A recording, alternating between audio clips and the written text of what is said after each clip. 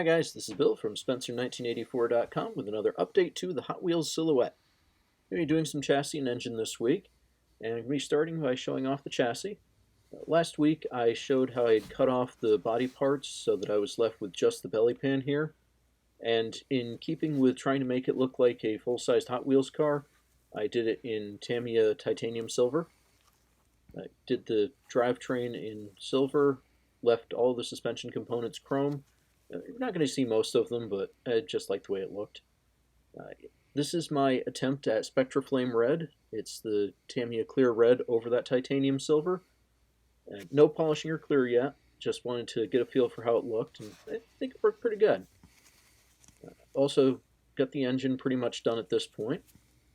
The supercharger is out of the kit. The intake bells are some craft eyelets that I picked up.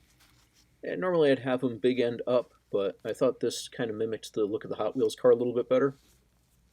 And the only other modification that I made was on the supercharger belt there, that little standoff holding the idler pulley. That was just a leftover bit of chrome sprue tree that I had here. So now, that dot right there is supposed to mount in this cross member here, but when I did my original test fit of it, I found out that doesn't quite fit.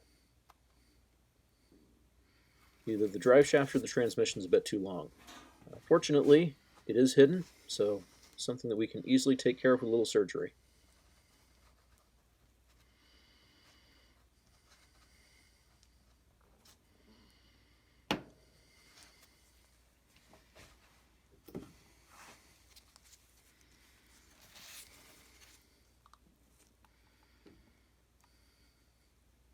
And there we go.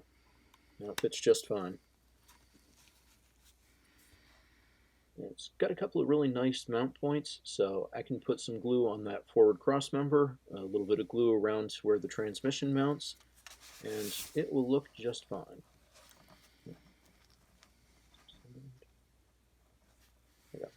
And because the interior sits right over that, I'm never going to be able to see it. So there you go. Really short update this time, but really not a whole lot to talk about. Other than that one thing with the transmission, everything else has gone together exactly as I'd hope it would. And I'm pretty happy with the test of the Spectraflame Red, so I'm going to try to apply that to the rest of the body. I'll have an update on that next week, so you can check back then. And thanks for watching.